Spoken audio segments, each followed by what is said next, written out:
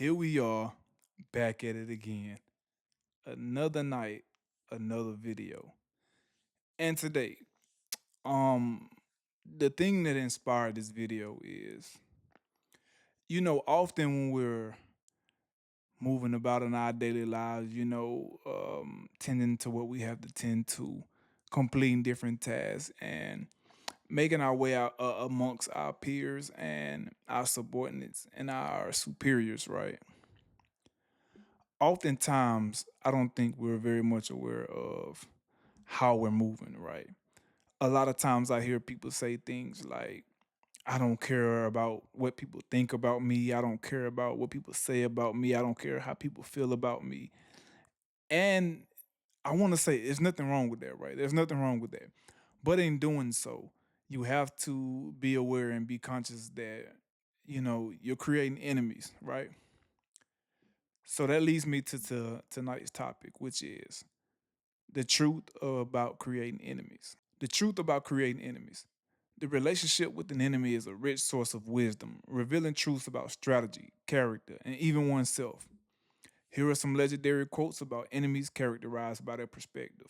So, first, we got strategy and power. Now, this is a practical and tactical approach to dealing with adversaries or enemies. My first quote is, "The enemy of my enemy is my friend." Now that's from the ancient Sanskrit text. It's also an ancient Arab proverb, right? Why is this legendary? It encapsulates the core of realpolitik and temporary alliances. It acknowledges that friendship can be based on shared opposition rather than shared values, a timeless concept in war and politics. My next quote: if you know the enemy and know yourself, you need not fear the result of 100 battles. If you know yourself, but not the enemy, for every victory gained, you will also suffer a defeat. If you know neither the enemy nor yourself, you will succumb in every battle. I love that.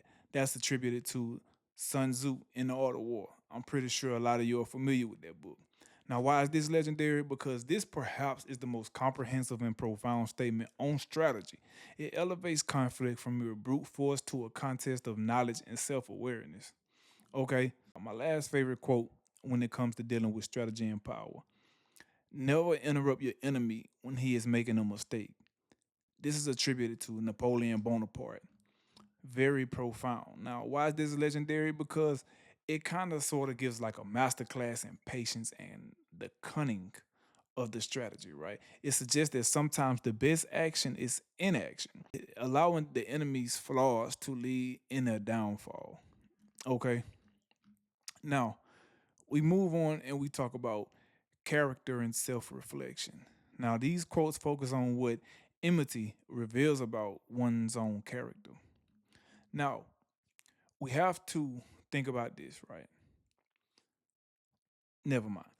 Let's go to these quotes, right? Character and self reflection.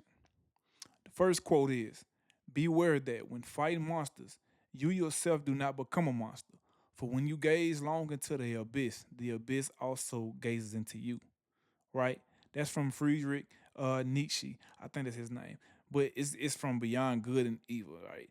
Now I like this because it's a powerful warning about the corrupting nature of conflict.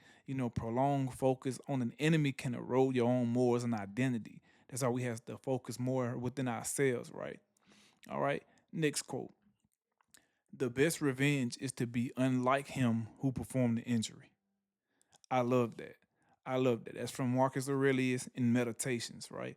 Now, this philosophy argues that the truest way to defeat an enemy is by refusing to stoop down to their level. Therefore, you maintain your own integrity. Okay? That's very profound. Now, next we move to the next perspective of psychology, right? The quotes that I like from the perspective and psychology of creating enemies is here. An enemy is a person whose story you have not heard. Um, Growing up, my family had a saying, a very popular saying that often stuck with me. They see my glory, but they don't know my story. And that's always stuck with me throughout my whole life. When people are looking at you and admiring certain things that you accomplish or that you may acquire or levels in life that you may reach, And they see that, but they don't know the story behind something else. That could be the same thing said about an enemy or envy, might I add. Okay. So the next quote we have is this one's big. Have no fear of perfection. You'll never reach it. But have no fear of enemies. You will always have them. Okay, this is from Salvador Dali. Kind of paraphrase, but you get it. Now, this is a really realistic acceptance that criticism and opposition are an inevitable part of doing anything meaningful. Okay? And again, we got Sun Tzu. A quote from him again is, "The greatest victory is that which requires no battle." I love that because you can beat them in the mind without ever having to endure the physicalities and certain casualties that you may have to incur when you're creating enemies, right?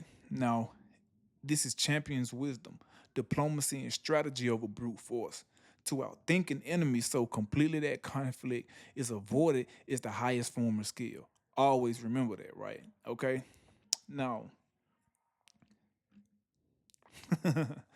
these are some I like. It's kind of witty and incisive, right?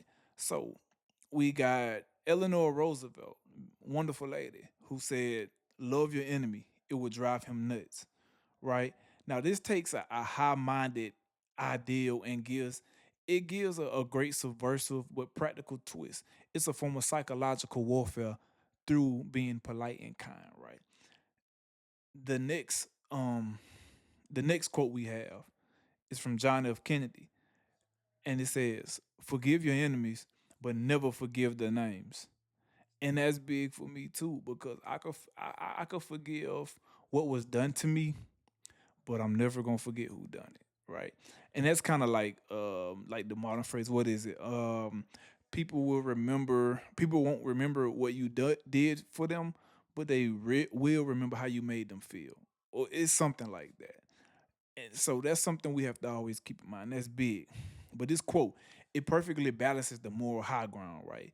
The forgiveness with practical wisdom. The never forget part. It advises compassion without naivete. So don't be naive to what's going on. Be aware, understand. But at the same time, you can kind of brush it off your shoulders, right? And um, the last one that I love, right? The last quote that I love. Now this one is kind of crazy, but you gotta love it, right? And it goes, "Apologies to my enemies, they're still alive." That's Prince Philip, Duke of Edinburgh. Um, they're still alive. I'm not gonna go too deep into that, but if you understand strategy and war and things like that, or even if you're a sports type of guy, like you don't have to take it literal, but you can understand where I'm coming from when I say this quote, right? It's very darkly humorous and famously blunt, but it reflects a lifelong no nonsense attitude, right? You crush on an ant with a sledgehammer when you're doing things like this. And sometimes that's the way it has to be. So they can't be mad at us, right? Just the way it is. But those are my favorite quotes from different perspectives, different sides of the game and things like that. But these quotes show that an enemy can be a source of fear, but also a catalyst for strategy, right? Self discovery and even humor. Now, the creation of enemies, whether intentional or unintentional, is a significant impediment to both business success and personal development. Conflict is inevitable, right? You can't avoid it. But actively cultivating enmity or failing to manage relationships effectively creates a series of damaging obstacles. That's something we have to always keep in mind, right?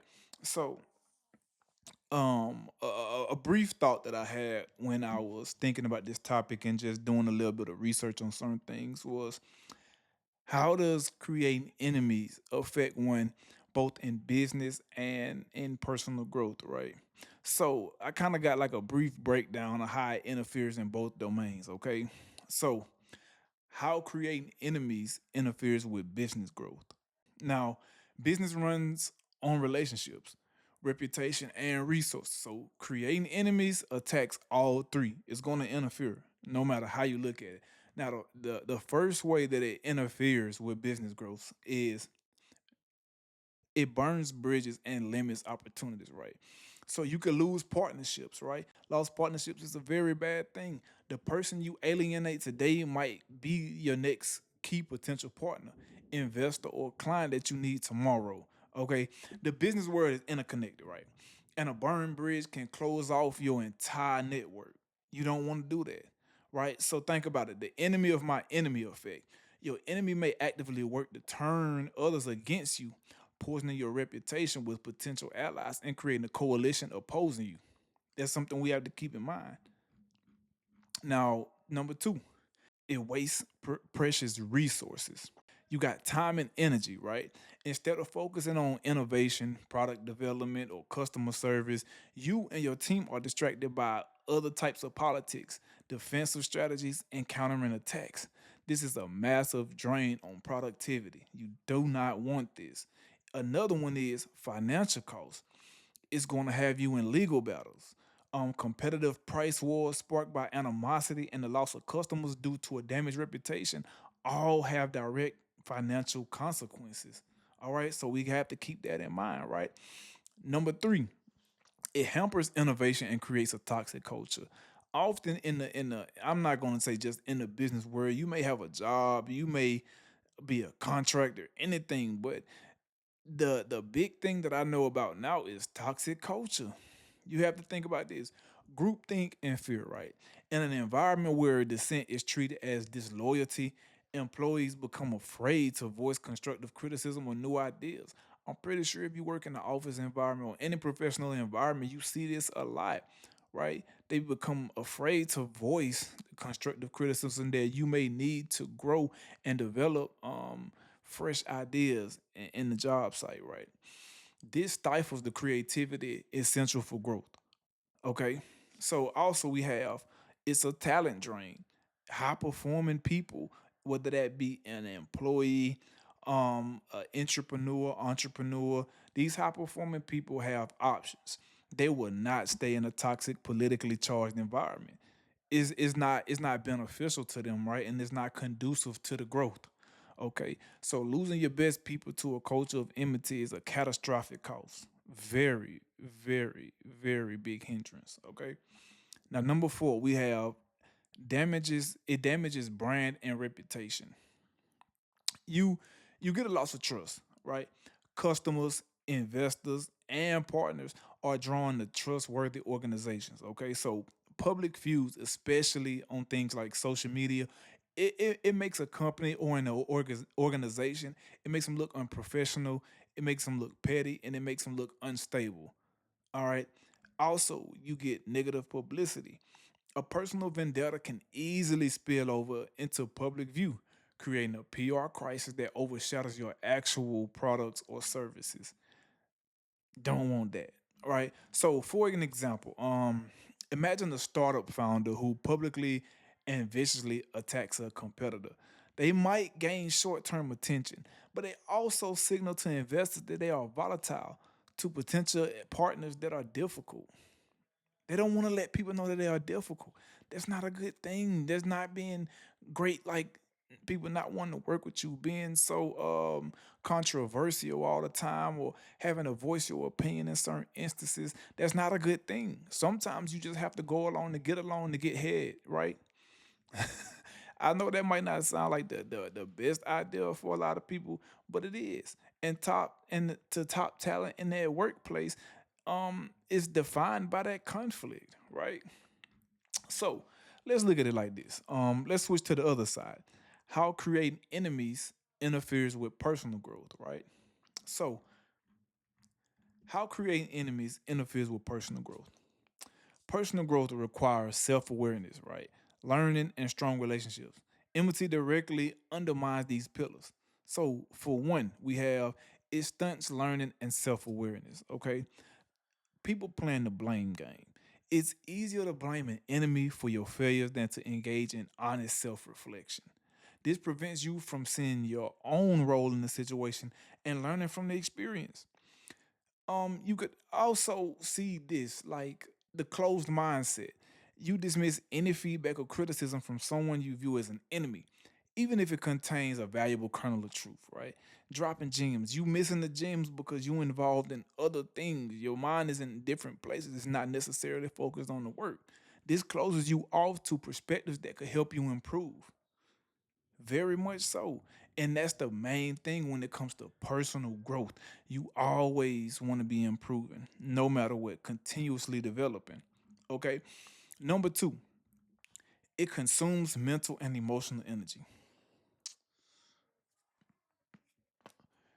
We all understand this drain, right? We all understand the mental and emotional strain that comes with, like I say, being an entrepreneur, being an entrepreneur, being an employee, being a contractor, just having to be a highly productive person, right?